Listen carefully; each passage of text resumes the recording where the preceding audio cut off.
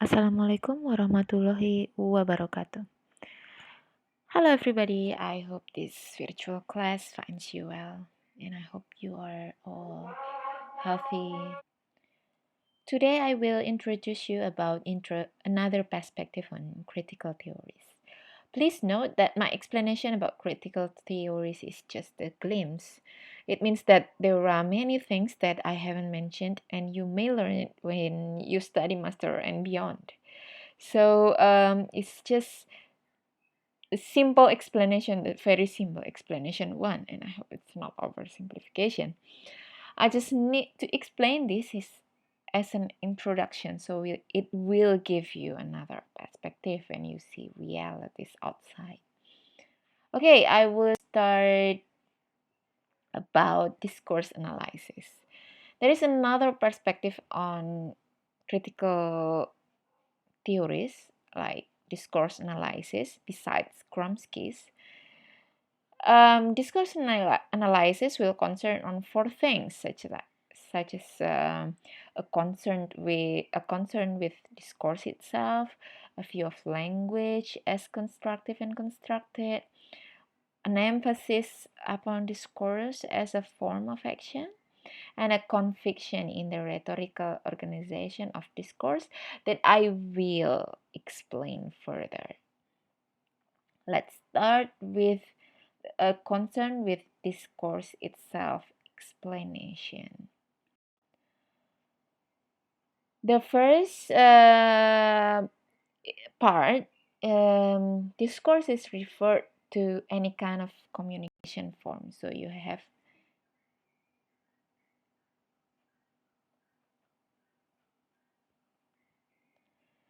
have to understand that in many form, like text or communication products such as advertisements, conversation with peers, uh, conversation with family, student teachers, and then any kind of utterance can be called as discourse. So, and the second perspective about discourse is that there is a language. Discourse will concern about language that we use in daily basis in is as a constructive. It means that um, discourse has ability to construct reality, but at the same time, language also the result of construction in the society. For example, if we say we feel sad, then the language about the language of we feel sad, the language of sadness is the result of the construction in our society about what makes human feel sad. So in our society, in our culture, we are taught to feel what makes us sad.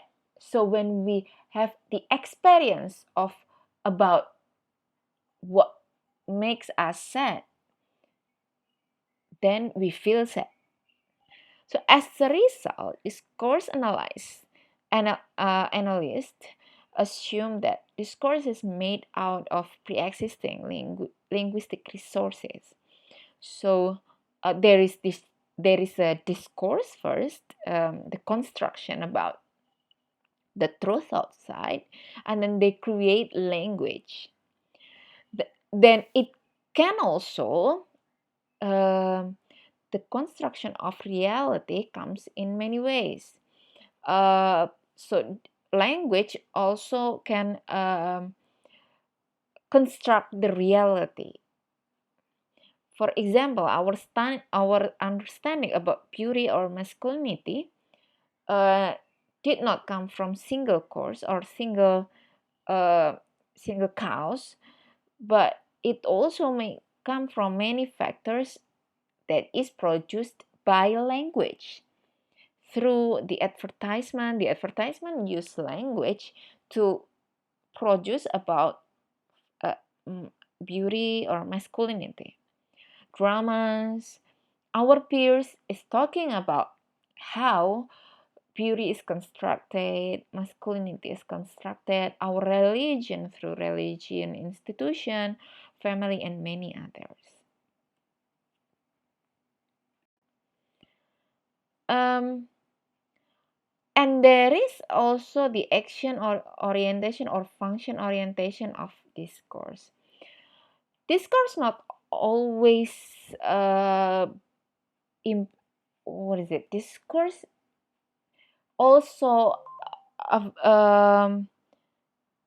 is also useful for our daily basis to make a practice. Yeah, we practice we practice discourse on daily basis. We use it to make an excuse of our decision. We make it an excuse for our we make for our speech, and then people use discourse to put blame on someone else's. Like, for example, what makes you as a man, you act in daily basis as a male, then do not use any makeup. Why? Because you use discourse to show your traditional view of masculinity, that masculine do not put makeup, only women put makeup. Then you want other people understand you as a male.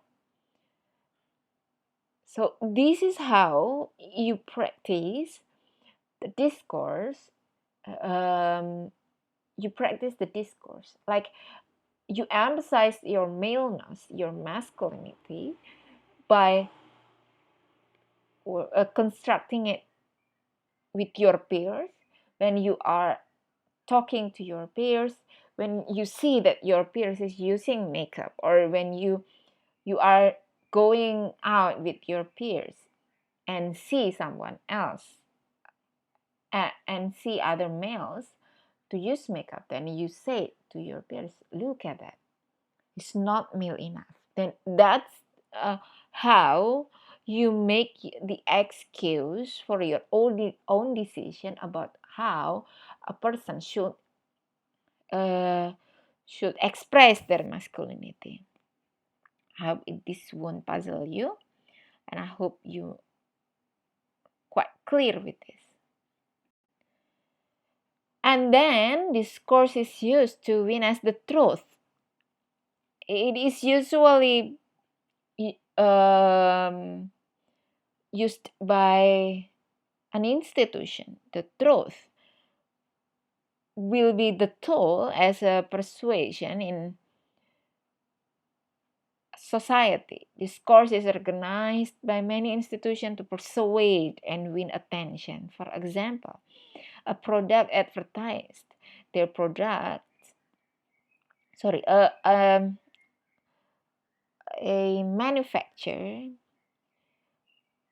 will advertise their product to cultivate culture, and then they expect that people to buy the product in order to be in the culture that the advertisement already formed. For example, another example is like when we know that that a good product is environmental friendly. So many products, many makeup products uh, will produce a discourse about the importance of the importance of environmental friendly makeups, cosmetics. Then they produce this kind of cosmetics. Why? Because people understand that it is important to save our planet. Then, in order to save our planet, then there is products that, that contain something which is environmentally friendly. Then we buy this product because we want to be in that culture. We want to be in that norm. One of the critical discourse approaches is disseminated by Foucault. Foucaultian approach sees that power as the producer of discourse is not a top-down phenomenon like structuralist approach. Power may come from bottom up. Power is distributed in our society, and power form discourse through norm in our society. That therefore it is always distributed. Then why do people make norms understood as the normality standard, the standard that we can call as normal person? Why do people produce norm? Because they need to distribute power. In terms of forming femininity, the norm about being feminine is not always coming from the elderly or only from media, which is very top down, but sometimes it is negotiated between friends, which is quite bottom up here. So you and your friends are talking about or constructing about femininity. Femininity. Our friends tell us how women should behave, and between peers, they form this kind of norm. So when you want to be called as a woman, a normal woman, then your peers regulate your body how to act as a woman.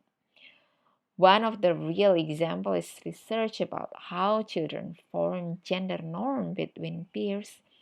They make a regulation about being males and females through baby play, for example. They make rules about whom to have the authority to play the Barbie and whom are not. So if female peers they play Barbie, and when it when a male comes to enforce the play, the females group will deny the males because they think that only females, only girls play Barbie, not males. So this is how these children regulate their own body. From the example, we can see that power doesn't come repressively, but from pleasure. Play is a pleasure. Watching television is pleasure, and by watching television, we understand about how we should regulate our bodies. By forming the norm in our society, the people demand norm. Why? Because we don't want our society to be chaotic, right? So we demand the norm, and by having the norm we produce power, and therefore we understand that can come from the pleasure. So pleasure is something that we want and enjoy. The example also gives us the explanation that things that we know or understand about the femininity, about masculinity is a knowledge that is never neutral or innocent. Foucault also gives us an explanation how norm work as a surveillance. Those norms uh, those norms work as a power, and how it works from the surveillance. Norm become the eye of our society. So when we live in a society, we feel that many eyes are watching us. Many eyes regulate our body, how we should dress, how we should behave to other people, why should why we how we should express our gender identity is being surveilled by others through norms. Why you can do this and you cannot do this? Because we think it's it's abnormal if we don't you do this, right? So Foucault said it feels that we live in panopticon. Panopticon is the situation where we live like in a prison and we know that many eyes are surveilling our actions. And panopticon discipline our bodies.